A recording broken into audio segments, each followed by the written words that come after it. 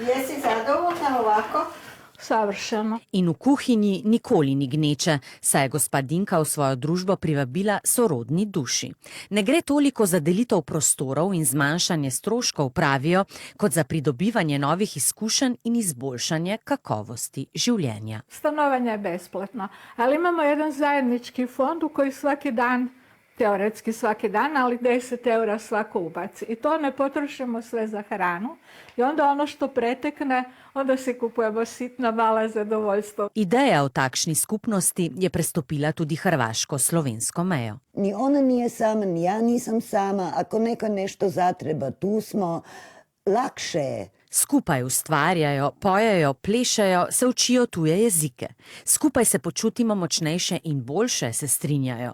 Tretja in najnovejša mušketirka je Nadica, ki je šele dobro prišla in ni želela komentirati novo nastale skupnosti. Ona je došla i donijela iz svojih oraha i rekla ja ću peć božićne kolače, a Karmen, ja jupi, ne moramo mi. Ob tako dobrem razpoloženju in pozitivnem vzdušju bi v svoj krog rade volje spustile še četrto mušketirko, če bodo začutile, da je prava oseba zanje.